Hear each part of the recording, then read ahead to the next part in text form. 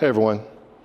So today is the day we are going to do the installation of the HydrosPlus TurboPlus, as you see here, on this BX23S, which is completely stock. Now you've seen this kit in pretty much its final form on a different tractor, a BX2380, which is virtually the same tractor in most ways. Engine-wise, everything turbo is identical.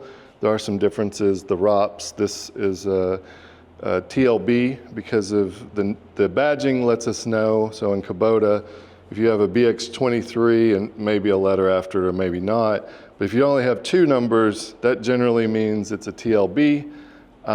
If you have a 2380, 70, 60, 50, whatever it may be, that's telling you kind of the generation of it, but it's roughly the same model. It's the first two numbers kind of tell you that. So example is the previous generation of this is a 23S. I think in 2016 it was a 25D, and maybe something else before that. That was the TLB. Now on the BX, the TLB and the final version, not final version, the non-TLB version, they are basically the same, like I said, mechanically, hydraulically, engine, everything. As you get up into an L, I'm gonna say 37, but I don't actually know the number. I think there's an L47. Some of those TLBs actually do have a little more hydraulic flow. It's not significant, but it is a little bit more. But you know, if it is an L37, I'm sure that's not the right number, that is a takeoff of L3701 or something to that effect. So I don't have all those memorized. Kubota does seem to have a lot more variation even than John Deere. John Deere has too many variations to begin with, but I think Kubota may have them beat on that. Largely the tractors are the same, but there's just little nuances here and there. So one of the first questions, if you don't have a 23S or a 2380, is gonna be, will this fit my tractor? And the answer is eventually, and maybe now, but maybe not now. And here's what I mean by that. Well, before I say this, we're gonna talk mostly about BX today. I know I mentioned the L series, but I'm not gonna say the whole names. I'm gonna talk about the 23, the 26, or the 18. Those are the big platforms, I'm gonna say, even though they're virtually the same. The difference mainly is the engine. So this has a D902, a 18 has a 0.7 liter engine, so 902 is 0.9 liter engine, roughly 1 liter engine, and then the 26 has a little over 1 liter engine, maybe it's 1 liter or 1.1. That's the difference in the machines. Everything else I think is virtually the same, but that difference is gonna cause us a little bit of a headache, but we're gonna handle it. You just gotta give me a little bit more time, and I know you've already given me a lot of time with this one, but I hopefully can handle it a lot faster. Now, the main difference that's gonna cause us some grief is the fact that we had to go with a new manifold, and the fact that these engine blocks, even though they're roughly the same displacement engines, they're different. So notice these flanges are pointing this way and this flange is pointing that way, or however you would say it. On the 18 and the 23, that's true. On the 26, they all point in the same direction. Clearly a different block, meaning the manifold that we have for this will not fit. I am confirming whether or not the manifold for the 18 will fit, or our manifold will fit the 18. If you check the part numbers, it doesn't work because this portion of it is a little bit different. It drops down, I think, on the 18, or goes up, I'm not sure. So the part numbers are not the same, but that doesn't mean that the flanges aren't the same. I don't have that data just yet, but I'm waiting on it and it should be here shortly, and I can confirm. If indeed the 18 is the same flanges, that's one hurdle we've passed, and the hardest one. If the other hurdle is the airbox is different on the 18 and the 26 than on the 23. The 23s, you have this integrated airbox that comes straight out here. On the 18s and the 26, you have an air filter that's parallel with the engine here and some plumbing. We'll just have to handle that. That's not that big a deal, and we can get over it pretty easily and quickly. So right now I don't have the final answer. The best answer is going to be the 23 and the 18, no problems. You basically, 23 is available now. The 18, if you're watching this when it comes out, will be available very soon, if that's true. And then the 26 is probably going to be a month or two to get the finals on the casting on the manifold for it. But it's coming, and as fast as possible. So that covers the current generation. What about the 2370? Well, that's another maybe. And I'm sure I'm not exactly right about this, but I think the previous generation, so 2380 and 23S are the same. Previous generation, 2370, actually had a completely different hood. So, come on, I'm just gonna leave it. That hood doesn't like me. They had side panels, a front cap, and then a hood that lifted more like the John Deere. Because of that, they have a piece in the front here that is above the exhaust, and they also have a piece sticking out for the strut that comes right over here, which is right where we need to be for the turbo. Now, I'm pretty sure that we can overcome this pretty easily. What it may mean is if you wanted one for the 2370, I think the 60 and 50 are also either the same or very similar. For those models, and I will confirm this shortly, and when I do, it'll be on the product page.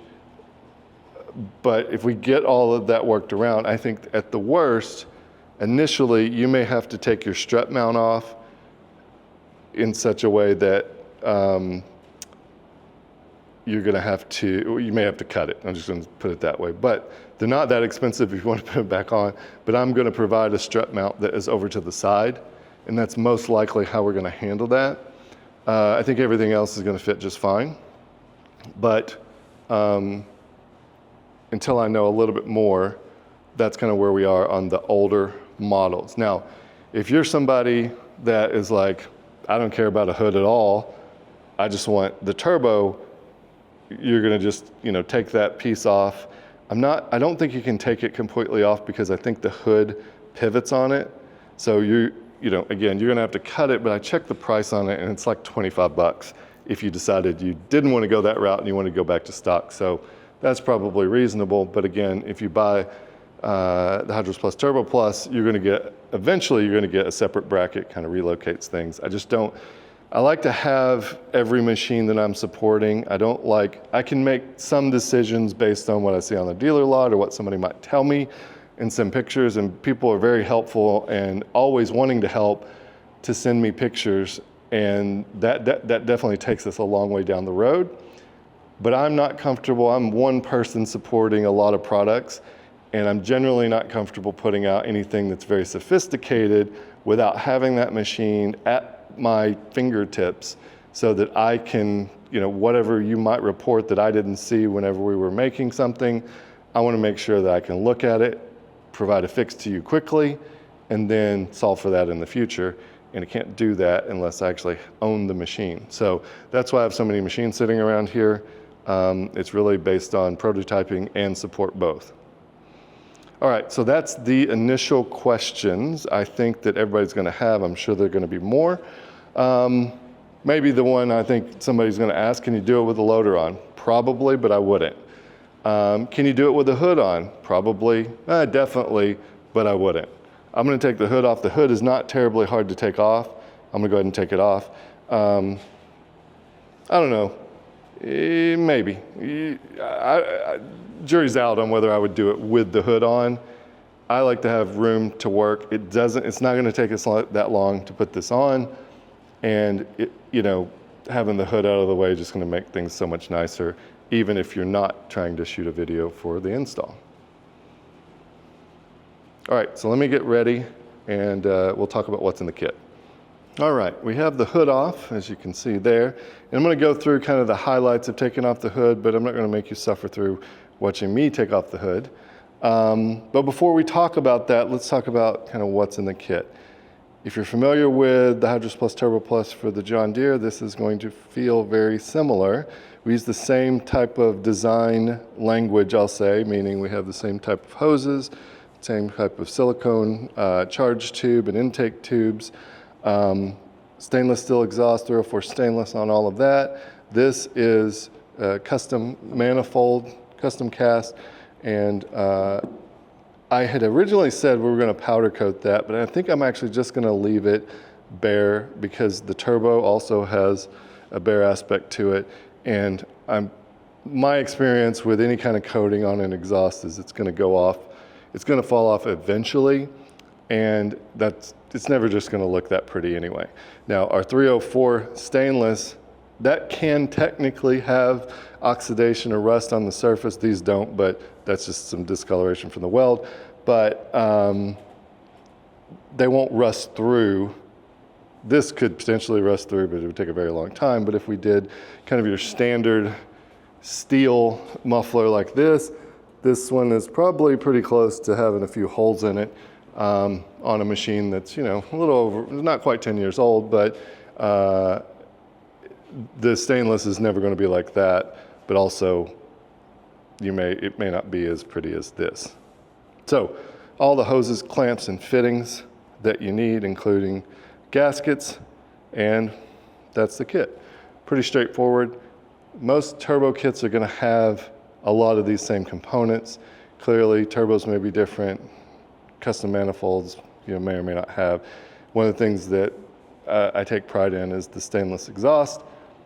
It can have some challenges, but for the most part, I think it's the best way to go. One last thing I'll mention, you will both get an empty bypass and a DPF that is treated with all the precious metals. It's a technically Euro 4 standard, which is better than the Tier 4 US standard, but that is based on the impregnation of the different materials. As far as what it does, it's going to catch particulate matter that is a certain size so that it doesn't fly up in the air and into your lungs. Up to you which one you want to use. There will be a competition pipe, and when you buy this, I'm going to put the competition pipe as an option, but if you're buying this as it comes out and you check competition pipe, that may take just a little bit longer to get to you. You won't have to pay any additional shipping or anything like that. I will get it to you, just maybe a little bit later. I want to get this. This is in stock today. I want to get this to you now so that you can go have fun. All right, so let's talk about taking off the hood. Pretty straightforward. There is a wiring harness to your headlights on this hood. I've just got it folded back here. And depending on the age of your tractor, you may have mixed your mileage may vary. You'll just unhook it from the headlights, and there are our favorite body panel plugs for those three. Now these here are the same, or not the same, but they plug in. You can actually pinch these on the back because you can access them and just push them through. Those will come out no problem. These are the pull-out type. Again, mileage may vary, but you can pick up. If you end up breaking them, you pull them out and they have the zip tie on the end, so those are available pretty much any auto parts store. You can also, if you don't care that much, depending on how old your machine is, you just take a zip tie and go around that cross member there, and it'll work basically the same. So up to you what you want to do on that. But again, you might not have to take the hood off. I am going to take the hood off so that you can see the engine in all of its glory here. Now, for me, you can do this a number of different ways, but for me, the things I'm going to tackle first, I'm going to take this exhaust manifold off. It's going to comprise of these bolts. This is just to cover it. It's on the manifold, so you can leave it on or take it off. But this is going to come off, and there's an additional bolt here holding on the muffler. Just take it off. Leave this part on. We're going to reuse that. And then the next thing I'm going to take off is I'm going to take off the clamps here and here, pull this off, and that'll kind of get it down to the point. Oh, last thing I'll pull off is this hose between the intake and the crankcase valve. So these are 10 millimeter. These are very easy to get to, just with a wrench open end you can get to. These down here, I don't know if you can see that, a little trickier, they're just on the back side. Now these are nuts and the ones on the back side are bolts. So these are nuts, but they're studs with a nut on them. So that'll kind of hold things in place, and then you can pull this one out. So let me go ahead and pull this portion of it off. And then after that, what we're gonna go ahead and do is put the pieces, there's one piece here, and your piece may vary slightly, but we're gonna put this, go ahead and put this on the turbo. Can I see? Oh yeah, here, it goes here. So I'll go ahead and mount that. That's not something that, I might show it, I might not. Let me see what I feel like here. We'll get these pieces off, we'll get that piece mounted, and we'll be on to the next step. All right, I've got everything loose. I ended up taking this panel off because getting to the bolts underneath was easier because it came down a bit. So those nuts came off easy. They're 10 millimeter. These are 10 millimeter as well. And I think it's a 13 there. I loosened up the hose clamps there. I'm gonna give it a little love tap. And as you can see, this pulls right off here. So we're gonna put this guy to the side. And you'll notice we have a stainless steel exhaust gasket here. Just leave that in place. We're going to use that on our new manifold. So now that I have these loose, see how hard this is. I'll loosen it up enough. Oh, we've got a removable. Let's see how removable. Oh, I did remove. Okay. Put that guy back here. Twist, turn, pull. Now, there's probably going to be two schools of thought on this. Pull this off too. Oh, turn. There we go. There's two schools of thought. The people who put a rag in here to make sure as you're working, nothing falls in there. And then the people who have put a rag in there and started the tractor and sucked it into the intake. And usually those people kind of do something different or are very careful. I'll let you guess which one I am. Oh, that's gonna be hard to get off. So this is a vent back to this diaphragm. And ultimately, we're not going to mess with this. Originally, in one of the designs, I had oil returning through here. But there's actually a baffle in here that made it where it, in some cases, would not return fast enough. So we went a different route, but we still need to plug this off, or not plug this off, vent this back to the intake and plug this off. A diaphragm on a turbo machine doesn't really work because anytime your turbo's engaged, you're gonna have positive pressure, so it's gonna leak through that. And so that's why this basically has to be taken out of the circuit, and then we're gonna run it back into the intake, and then by closing this off, we'll make it a closed system between the turbo intake and then the exhaust. All right, so now that we have everything off, I will pull this off with some pliers. Let me show you, well, let me do this. We'll go ahead and put the exhaust manifold on as our next step, and then I'll show you mounting the turbo. All right, now that we have all of this off, I'm gonna take the opportunity, since our oil pressure sending unit is here, I'm probably not going to have that much more access by not having a manifold on, but it's gonna feel like I do. I get a little more light. So I'm going to go ahead and unplug it here. We'll go ahead and take this guy out, put on our oil supply tee, and then we'll proceed with manifold, charge tube, all the fixins, and we'll be pretty close to done at that point. Really, this is not a hard install. We've got a few other modifications to make, put the exhaust on, and we'll be good to go. So let me get that ready and I'll show you how to do the oil supply tee. All right, now I got all my pieces together. I went ahead, this is a 24 millimeter, probably get away with a 25 millimeter or 1 inch even.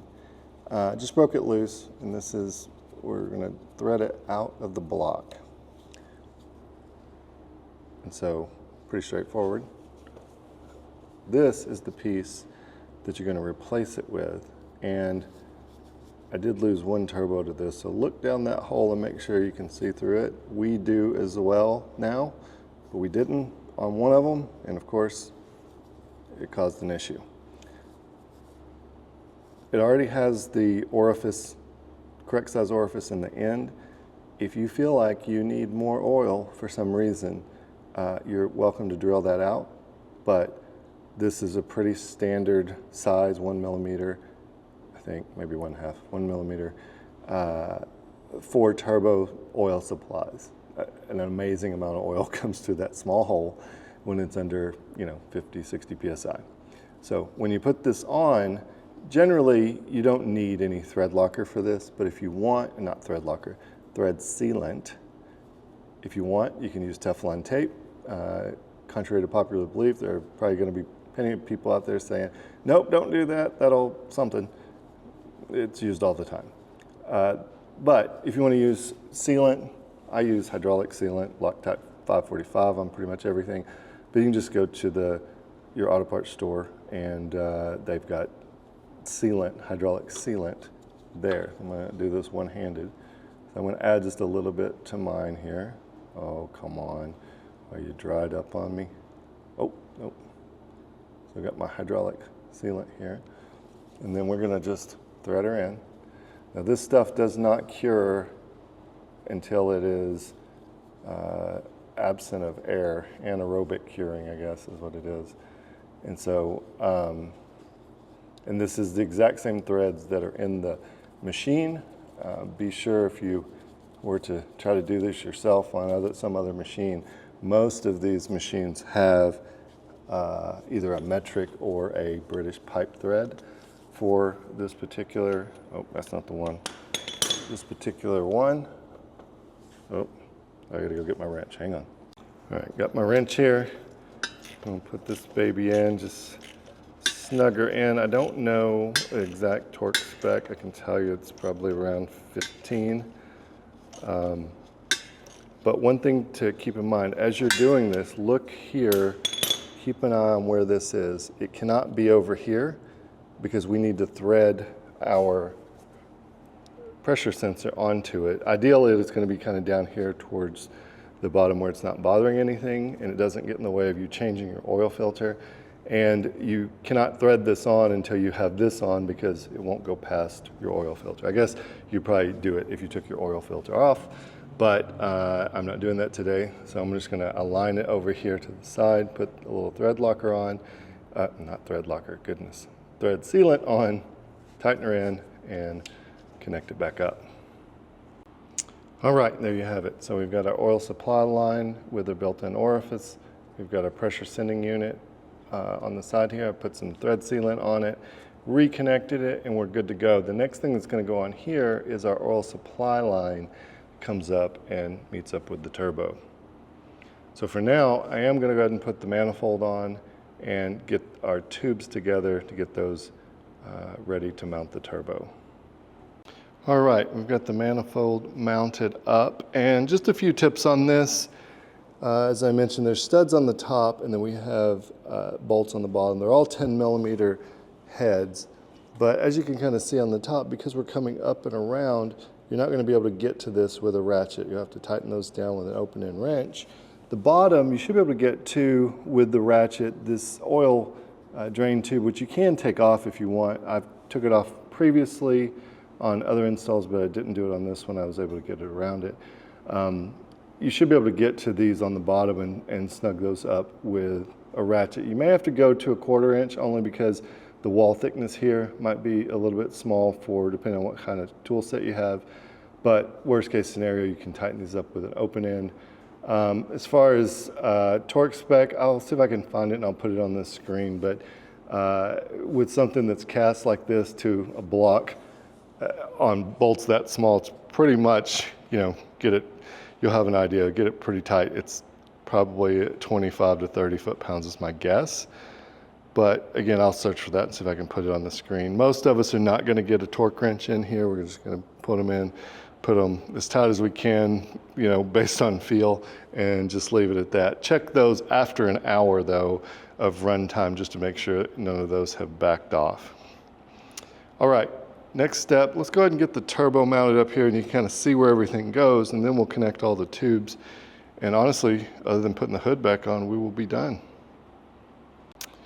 All right, so while you're on the bench, go ahead and install this fitting here. Two of the smallest bolts in the hardware kit will fit there. There's a gasket for it that's very obvious. And then also install this exhaust flange, which will be in the kit, and there's a steel gasket for that in the gasket set. So torque it down good and tight. And before you go back to the tractor, also take your smallest silicone tube and go ahead and put the vent in it here, if you want to put your vent here. And I'm saying it that way because you could locate your vent other places. You could technically just vent it to atmosphere, but for now, this is the way I recommend doing it in the kit, and go ahead and put it in the silicone tube here. If for some reason you had some issue, you did it wrong, we can replace this. If you put it somewhere else, it might not be as easy. Now, before you go to the tractor with the turbo, take this piece, and you have 4 T-band clamps. They're all different sizes. Take the 2 middle sizes. That's what goes with this. So I can do this one-handed. We'll take this, take it over to the tractor, and go ahead and put it on. I'm going to do it. I like my clamps facing the same direction, but go ahead and put it on, because once you bring the turbo over here, this obviously is inflexible. This is a very small piece of silicone, so it's kind of tough for you to manipulate it. So we're going to bring our turbo, put it up against here with the gasket, and then put the intake side there all at one time, versus putting the turbo on and then trying to get this little piece worked in here. I don't know, I've heard that this could happen, but if you're too rough with it, you could break it all the way down and around. So I don't know what that's like at all, but I've heard it could happen, and I wouldn't want that to happen to you. So I'm gonna go grab the turbo, the gasket, the 3 bolts, and I'll get this attached. All right, we've got it on. Now, a couple things. Maybe I should have been more specific. When you add this, just drill a hole here and you add this in. You could add it somewhere else, but it's really kind of right on that shoulder. If you want to go ahead and test fit it and then mark it, that'll be fine. I've done it enough that I already knew kind of where it needs to be, right on that line. But yeah, if you're not sure about that, or if you have anything different on your tractor, you definitely want to consider go ahead and test fit it on here, mark it, drill a hole, put your vent in, and then we'll connect it up here shortly. Now, as far as tightening these down, this one here, let me see if I can find my wrench. You will be able to get your Allen in here, Allen key, and then put some tension on it. But the key is you want to make sure that as you pull this together, you're tightening this by hand. This should all kind of go on by hand initially, but tighten it on, and then as it gets close, because if you were to tighten these 2 up and this one wasn't tightened on yet and you couldn't tighten it by hand, you would not be able to get a wrench on it back here. But for the most part, you should be able to kind of start these by hand. You might be able to, if you have the ball ends of these, you can run them down, but again, run this one first. And it will fit here, so you're able to turn it, but the last bit is definitely gonna have to be here. The ones on the outside, you could use a socket hex key in order to do that. All right, we are in the final stretch. We've got everything tight and the big part secured. What I'm gonna do next is very simple. Let me see if I can reach in here. Grab the other 2 clamps that you have. Just drop that one on, you drop that one on. And then we're gonna go ahead and put our, oh, actually, I got the wrong clamp.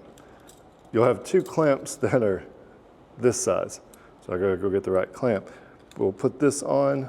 This is the correct size clamp for this one. Put it over the neck here and then put it on. Oh, come on. Make a fool of me. Let's see if I can do it. One-handed, there we go. And then we'll put it on. Probably need to loosen her up a little bit. Yep, we'll get that one on, we'll snug it on, get my other clamp, and then for here, remember this is the intake that goes back to, or the intake port that goes back to the crankcase vent. Oh, got my thing here. So what you have here is a, get in here, cap, and we have a clamp that we'll put on here that will close that off, and then this will be a tube coming up to here to vent out. And the last tube is going to be from our oil supply tee into the top of our turbo to supply our oil. And here we have a banjo fitting. As you can see, there's a banjo bolt with two copper crush washers.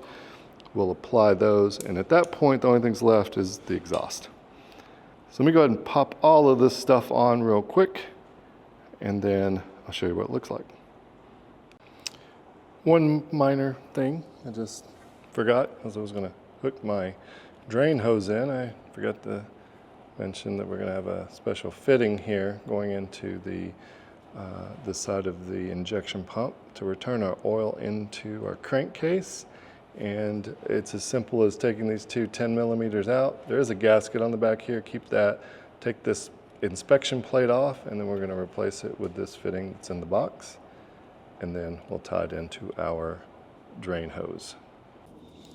All right, we've got that installed. So we've got our drain line coming in. Now, if you find that you wanna put this, I'm kind of got it moved around here just a little bit, but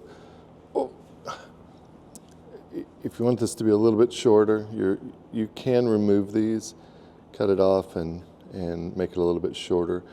We usually try to make sure that we send it as long as somebody would likely want it, and then of course you can always trim it a bit shorter if that's what you prefer. The important part is it fits inside the hood and doesn't rub on anything, but you should be able to manipulate it so that that does not happen pretty easily. So, two things left, if my calculations are correct. One, put on the exhaust, and two, we need to give it a little more fuel to work with all that new air coming into the intake. That gets us back here in this area here, so we'll get to that in just a minute. But let me show you these V-band clamps, if you haven't seen them before, how they work, and kind of the best way to get them seated.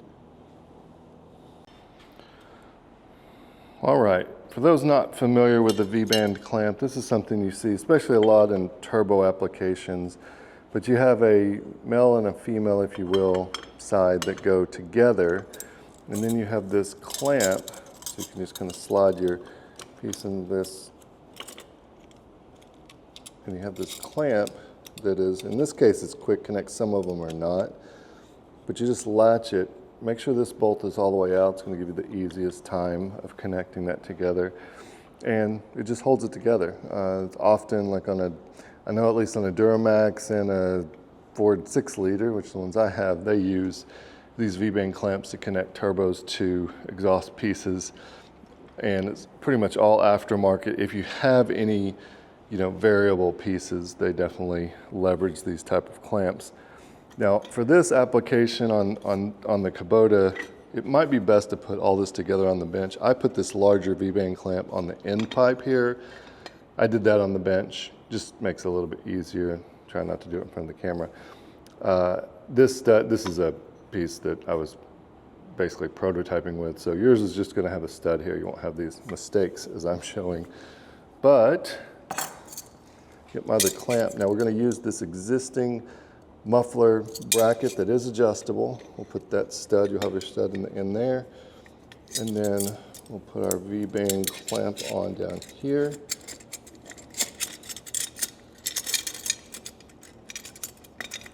hold your mouth just right, it will hopefully cooperate. Now, it's possible that maybe some of these flanges get bent in shipping, or maybe just for whatever reason. If you struggle to get these on, especially on the machine, take them back and kind of look and see if you can see anything bent. These are meant to be malleable so that whenever we tighten them down, it kind of pulls everything together. So that will happen on occasion, but for the most part, they should just kind of, if you have the bolt run out completely, it should be far enough that you can clip it in. This is a 10 millimeter, and we can tighten those down. This here, stud, I wish I remembered, M8 by 1.25, I think. Just add your nut here, and then we're gonna tighten down, get everything aligned. We'll tighten these down like so, not that direction. Come on. This direction.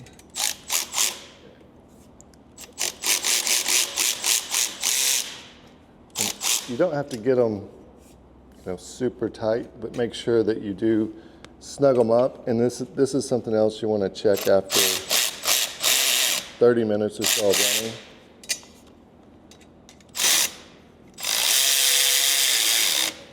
All right, I gotta go get a wrench for this nut. This is not a 10 millimeter, or at least on mine it isn't. These are 10 millimeters here. So that is the exhaust on and almost everything tightened up. Last order of business is to add fuel. All right, we are at the side of the engine. This is the left side. If you're sitting on the engine, and we have this harsh light coming in here, but it is for a reason. This is, by the way, if you're wondering or why this is like this is a boost gauge, and just our temporary boost gauge. I did not get to do the power test yet because I got all the turbo components on, got it turned around, got the power comparison apparatus hooked up, and then I had to go. So we're a day later, but I'm gonna take you through the addition of fuel. Now you have all this new oxygen coming into the machine. Unless you're at really high elevations, you're definitely gonna need to add fuel if you want more power. I'm not gonna test this without power or without adding fuel where I am, because that's gonna vary so much. I have no idea how close all of these fuel screws might be and what they're set at. I already think that the two machines that I have at least, which I think are from purchased new close in Arkansas, they seem to have less power than advertised. I don't know if that's true across everywhere that these are sold. We are basically at sea level here. And I'm sure that without adding any fuel, there's probably some small increase in power that we're gonna get, but that's not why people put turbos on their machines, unless possibly you're at altitude. If you just want the amount of power that this engine was really meant to put out, you can add a turbo at altitude and probably get back up to what is advertised. But the 17 PTO horsepower that is advertised, you're definitely not getting that at 10,000 feet. I'm not even getting that at sea level based on my measurements, but I don't have a perfect dyno, so I don't know that 100% sure. All I can say is this tractor, which is advertised the same as the John Deere, produces less horsepower than the John Deeres that I have. That's what I can say. With that, I'm gonna focus you in here on the injection pump. This has tubes coming out of it. If you look at any mechanically injected diesel, you're gonna see something that has tubes coming out of it. The number of tubes will indicate how many cylinders the engine is. And within that injection pump or on that appliance, you're gonna have some way to adjust your throttle and a governor. I would have said before you would have a mechanical governor, but Yanmar does have an electronic governor for a mechanically injected pump that changes things a little bit. It's not on a lot of machines, but it is on the 3025E. So that said, you have some way of controlling the fuel based on RPMs and other things. We do it mechanically with this engine, and there's a governor in there. You set the fuel based on the RPM you want, so let's say 3,400 RPMs, and at that level, the weights flare out, and if it starts to slow down, you've set it to 34, and now it's only at 32, they're gonna start coming in, and as they do that, there's a linkage that allows more fuel to go in so that it can go back to 34, and at 34, they're completely out again, and everybody is happy with the performance. What we are going to adjust on here is a limiter screw that gives the governor the ability as it moves in and out to give it even more fuel than what it can give the way it's adjusted from the factory. So an important point here, it is a question I get from time to time, and I probably need to go into more detail of how this mechanical fuel injection pump with a governor works. But this engine with a turbo, we're gonna adjust the fuel at 3,400 RPMs, completely stock. Let's say it uses, I'm just gonna make up 1 unit of fuel a minute. Put all the turbos on it, adjust the fuel at 3,400 RPMs, assuming in both situations there's no load. Guess how much fuel's used? 1 unit per minute. It doesn't need any more fuel. It actually might use a little bit less because it's gonna for sure have ample oxygen in every stroke. So maybe it's a little less, maybe it's a little more, but it is immaterial, the difference in fuel, no load, same RPM. Where the difference comes in is when you put the machine under load. When you put it under load, the governor now will have the ability to keep adding fuel to try to get that governor to open up completely so that it goes the RPM you're asking for. And because it has the ability to give it more fuel, that's when you use more fuel. But if you're using this tractor, say you're bush hogging, and you hit a heavy patch of grass, and it pulls the tractor down just a little bit. Say it eats up, let's say it has 15.5 horsepower and it eats up 14 of those horsepower, you still didn't use more fuel most likely. And maybe you use less or more, but it's gonna be minuscule because the engine's really only asking for 14 horsepower. It could do that stock, it could do that with the turbo, and to do that, you really need the same amount of fuel and the same amount of oxygen. We may be putting more oxygen you need, but the amount of fuel that goes in to produce the 14 horsepower is gonna be roughly the same. When you will start using more fuel is when you hit a really heavy patch and the engine is now asking for 25 horsepower. You don't even have that with the stock engine. You do have it with the turbo, and you do have the fuel screw, or the ability to add enough fuel to get 25 horsepower. And of course, that's more fuel than the stock engine because the stock engine would have shut off at that point using no fuel. But I think you get the point, is that with a governed engine, which is totally different than a car engine, with a governed engine, at the same RPMs under the same load, assuming the stock engine could have handled the load, you're basically gonna use the same amount of fuel. You will use more fuel in situations where it's asking for more power than you had before. So fuel on these things is really not a huge concern, but I do get the question from time to time, and since this is a new product or a new group of people, I'll say, the people who are John Deere followers, they've probably been around for a little bit.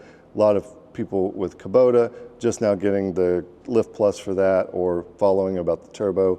So I haven't had as many videos kind of talking about things like this.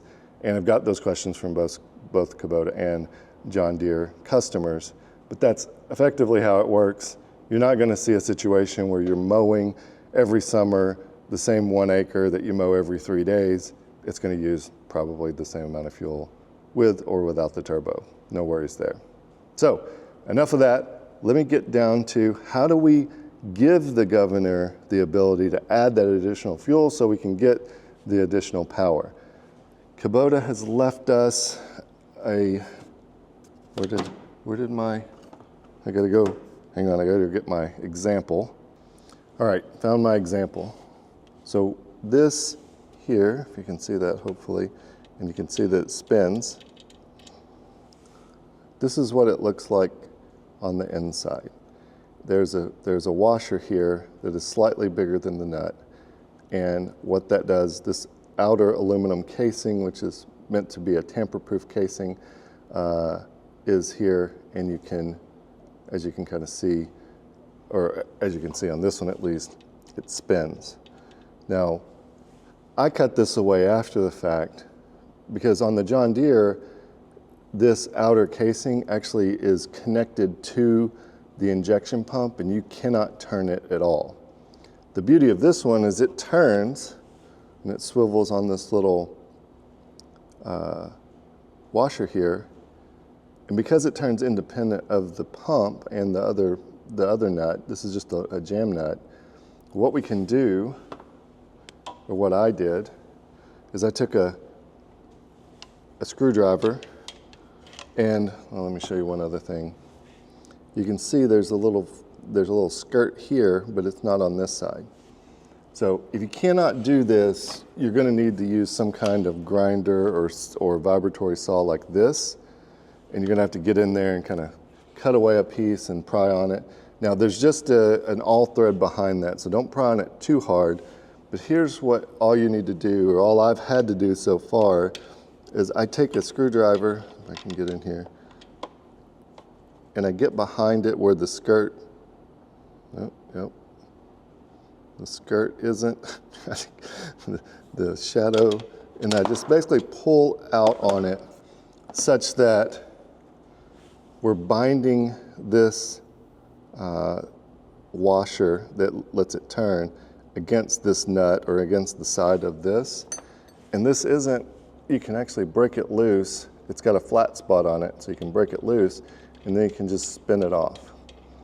And I love this because we can actually put this tractor, keep going, completely back to stock. If you count the turns out, whenever you loosen this nut, that's a 10mm nut, we can actually keep this whole, and if we need to, say you had this for a while and you decided you want to sell it and the person you're selling it to didn't want the turbo, or you bought another BX. A lot of people have a 2380 and then they'll decide to get a 23S, but you want to get your turbo off so you can put it on your next machine.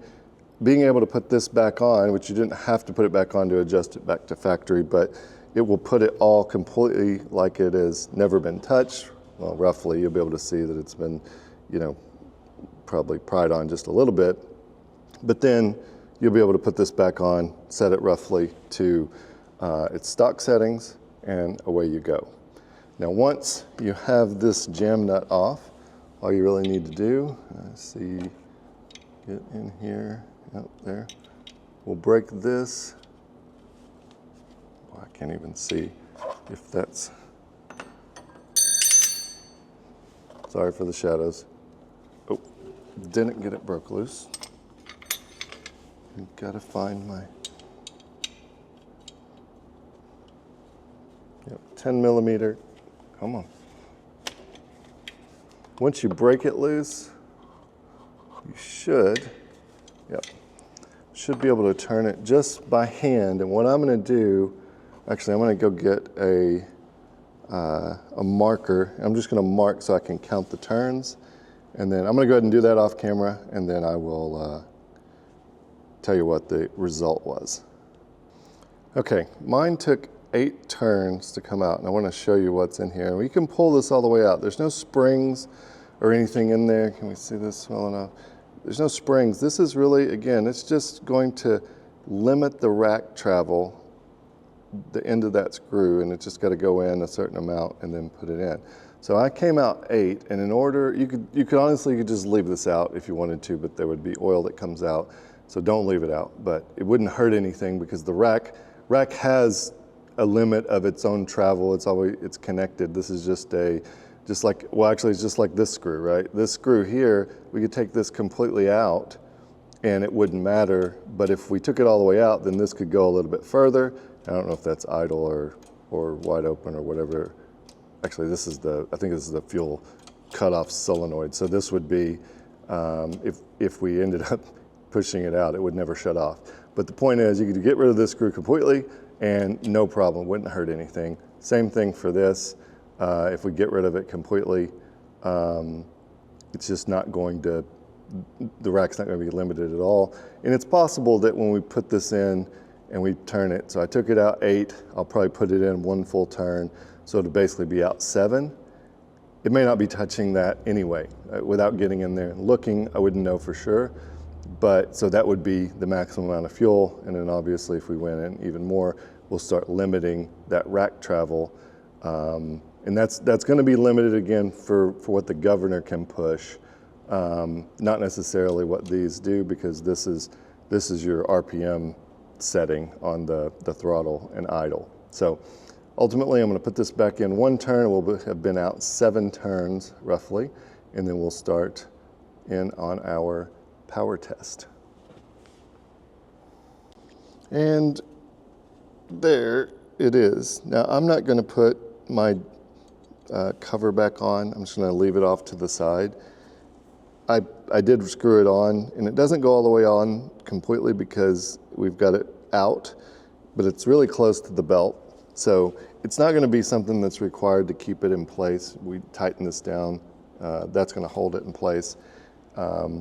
If you really are worried about that, you could get another nut of the same thread. This is 10 millimeter OD, so it's probably like an M6 or something like that, and you can just screw it on and have it as a jam nut. But I've run my others like this for numbers of hours, and they're not loosening up at this point. I guess you could also use some Loctite or something if you want to have the secondary insurance on that. But again, if this were to come out completely, what you would find is oil would probably sputter out here, and then the fan would blow it onto the engine. It would look like you have an oil leak, but then eventually you would find that this has come out once you traced it down. So, all right, we've got our fuel added to the machine. We've got our turbo ready to roll. I'm going to warm up the hydraulic fluid on the power comparison apparatus, and we'll run a couple of pulls and see what kind of power we get. All right, here we are outside on a pretty nice day here in Arkansas. We've got our power comparison apparatus. I decided to go, since I thought it was going to rain, so I had it inside, but since it looks like it's going to clear up maybe a bit, we'll do it out here. And so I've got a boost gauge. I've got everything warmed up. Fluid temp somewhere around 110, 115. And we've got our pressure gauge here zeroed out. And we'll see, so we're going to do, I'll call it 2. We'll see if we need to do more. But with my other BX 2380, there seemed to be some restriction at the air box. So I'm going to do one with filter, and not even a clean filter. I don't know if you can see that. Not a dirty filter, but also not a brand new filter. And then we'll do a pull, just no air box, unrestricted, just to see if that makes any difference. I think it likely will, because I do notice some black smoke under heavy load will be coming out, meaning that the amount of air we can actually get in and to it is not as much. So it's probably some, I mean, if you think about it, it's got to come through this here. I think it's got to come through there. I don't know exactly where all the air might be able to come in, but ultimately that is going to cause some restriction and probably some lower amount of power. Let's go ahead and start her up here. Now this machine has 1,000, almost 1,100 hours on it. So she's loosened up at least a little bit. And I don't know what the compression's like. Haven't done any kind of compression tests, but as far as using it in normal, under normal conditions, seems just like any other subcompact tractor. What am I doing? Get this baby in. We get the PTO running. Basically no load. And let's see. Go ahead and run her up. So no load. Wide open throttle. About 2 pounds of boost. 2 to 3 is what you'll see. about 15.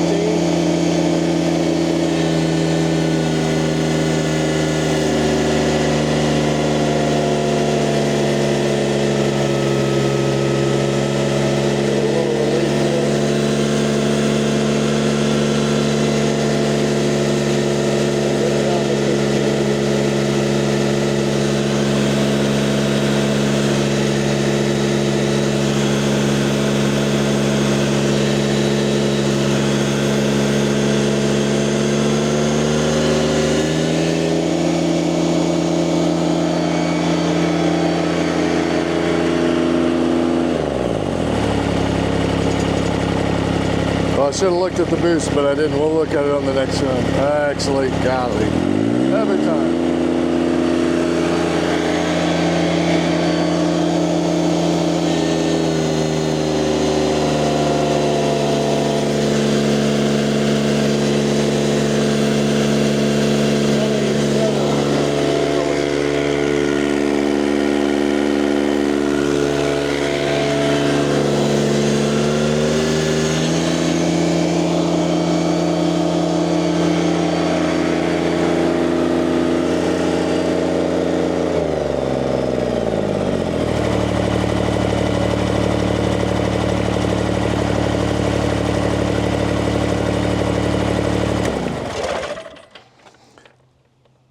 That is a good number. I don't know what the actual horsepower is. We're about to figure it, but I with experience here. So it was 15 gallons a minute, 2750 conservatively, 2800 I did see at least at one point, kind of later. Now the early, when I first did it, which is typically how I do it because I forgot about the boost thing. I saw 27 to 2750. You can do your own math based on what I do. I'll put that back in. When we went back, it had basically pegged the boost gauge at 10. Now, I am hooking the boost gauge into the wastegate, so the wastegate is not operational in this case. It's not really supposed to kick in until around 10 anyway, so there may be some bleeding off, but not much. Let's do this. So I'm going to say 2750, and I think I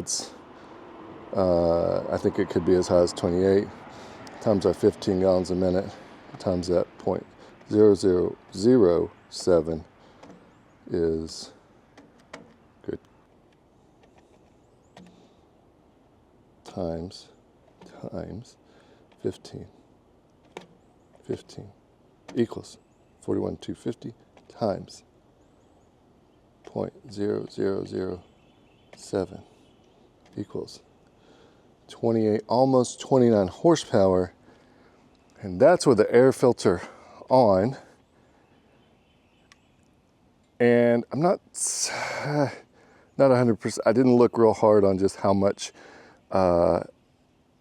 fuel was, or how much black smoke was coming out, but I think there was at least some. So one more pull. I'm going to let it cool off just here for a second, and we'll do one more pull. We'll pull this air cleaner off. I don't know that's going to make a huge difference, but it seemed to make a difference on my other one, at least a little bit of a difference. No, it was actually a decent difference. So I have to go back and look at that video.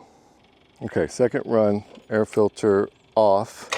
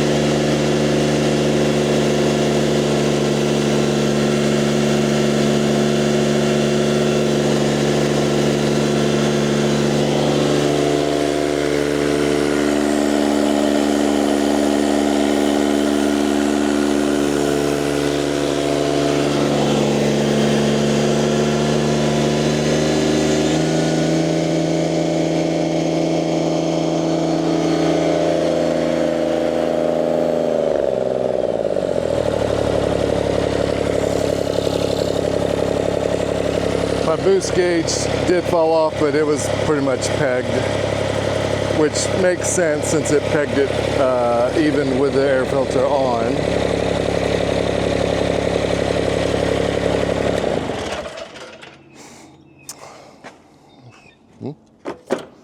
All right, I saw at least 29. I think I saw it actually closer to 2950, but I'm gonna go with 2900 times 15 equals times 0.0007 equals over 30 horsepower.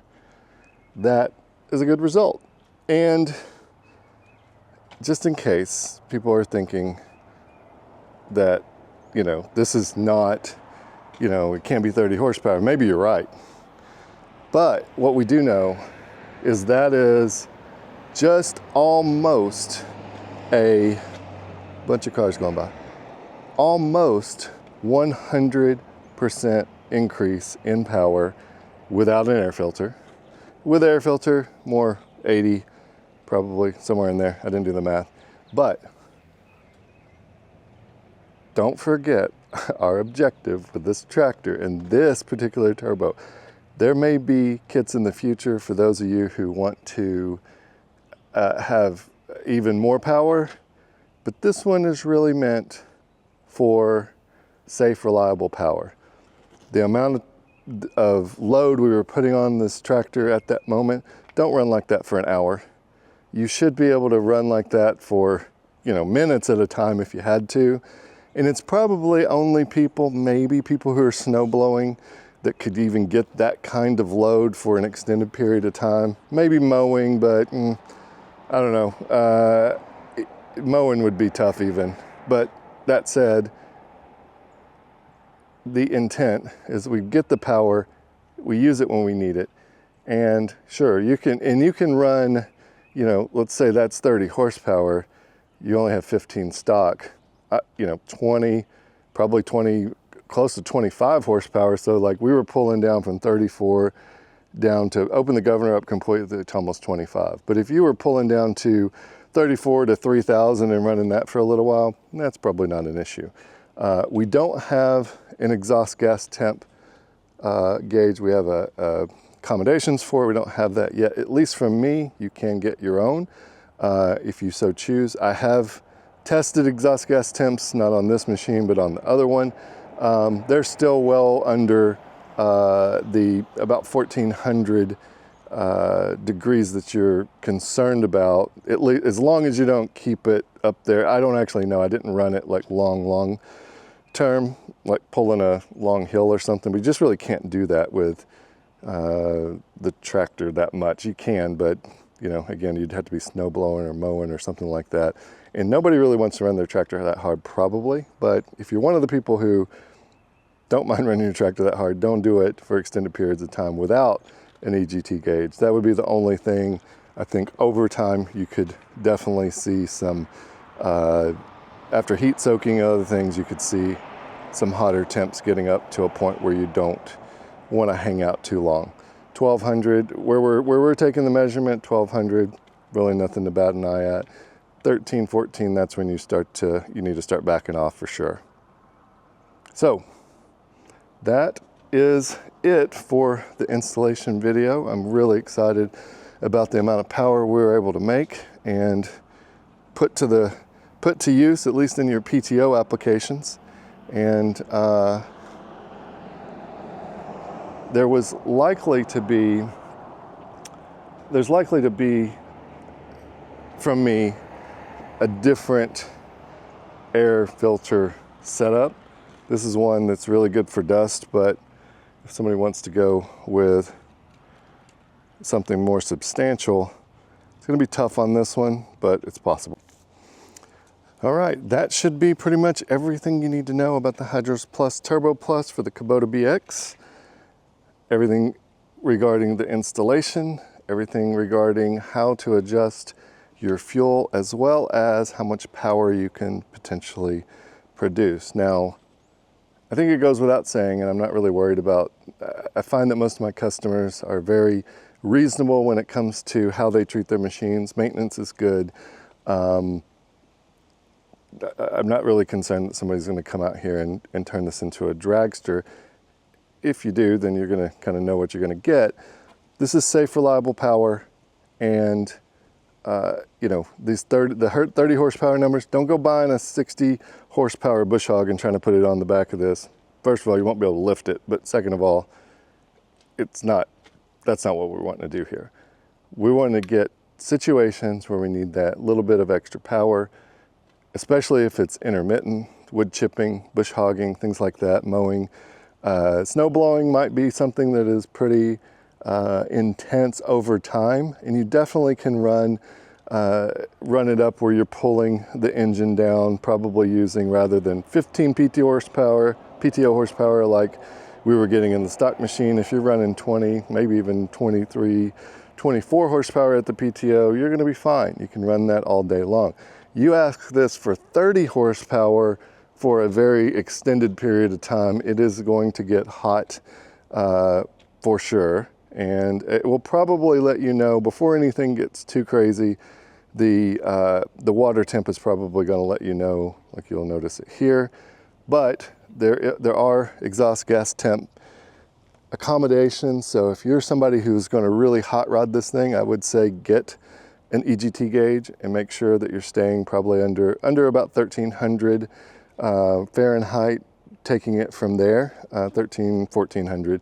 Anything under that, you should be fairly safe. Ideally, you'd be 1000 to 1200 under heavy load, but do consider that. I have a gauge module that's coming out, and some of you have heard that before, but we've actually put it back on the drawing board so that we can add some additional sensors to it, and that EGT is going to be one of those, including boost and other things like that. So other than that, I think that's everything you need to know. If you decide to order the kit and you do have any issues or questions, please let me know. It is helpful that I know what questions people are asking, so that if it is enough, I can address it in a different video. That's it for this one. Questions, comments, leave them below. And thanks for watching.